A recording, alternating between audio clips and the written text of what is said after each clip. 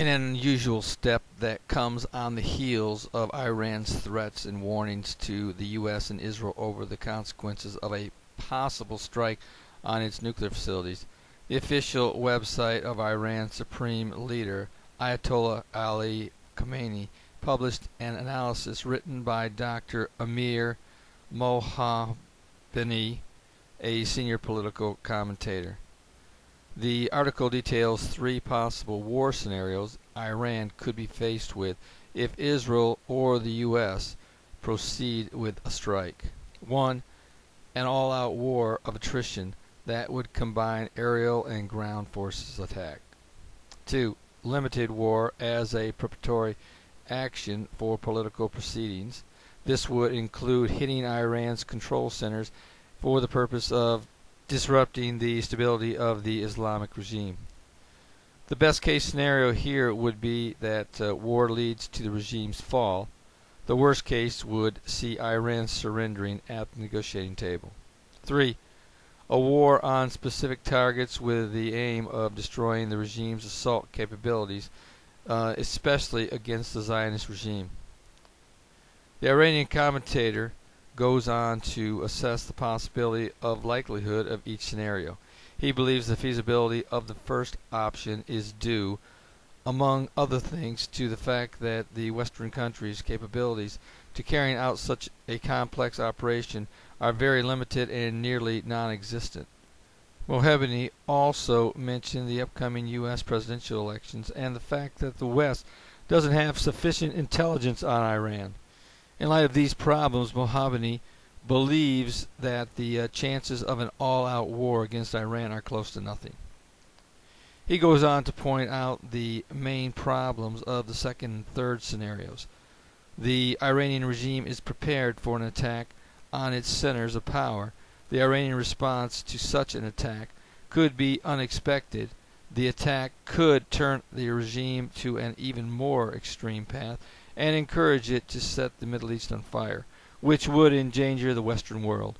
Mohabbani claims that even the third and most likely scenario has a relatively small likelihood of happening. He notes that the scenario's execution would be complicated. It would be impossible to attack all the country's nuclear facilities due to its size. A limited war could develop into a regional war. For example, an attack on Bushehr could lead to harsh ecological consequences for the region. Attacking only certain nuclear sites would not lead to a complete shutdown of Iran's technological nuclear capabilities. It should also be noted that both Russia and Iran have come out and threatened the West, beating the war drums toward any possible attack against Syria. At this time, I believe the more likelihood of a military strike is on Syria rather than Iran. I think the ecological damage and the economic damage that would come from a strike on Iran is just not something that the world is ready to embrace. Although Israel's PR machine seems to be touting that type of scenario, I think Israel is well aware that it's probably not going to be able to carry out such a strike. In other regional news, it is now becoming more apparent with Egypt that with the present uprising, it's going to be more and more difficult for Israel to keep its treaty with Egypt. Although Prime Minister Benjamin Netanyahu believes that it is in the world's best interest for Israel and Egypt to maintain their peace accord, Israel is at the same time preparing for the day that they see that they will no longer have relations with Egypt.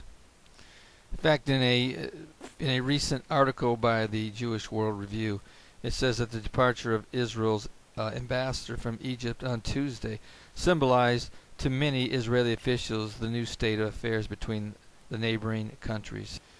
In fact, Israel's ambassador flew out of Cairo International Airport for the last time, ending his time in Cairo without a departure ceremony or even a nod of farewell from Egypt's foreign ministry.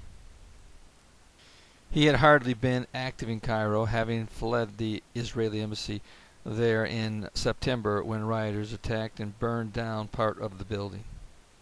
come the summer of 2012 elections in Egypt, it looks to be that the Muslim Brotherhood and the military will be the big winners in Egypt's elections, and you can just say goodbye to any relations with Israel from that point on. This is Terry Malone with the Calvary Prophecy Report.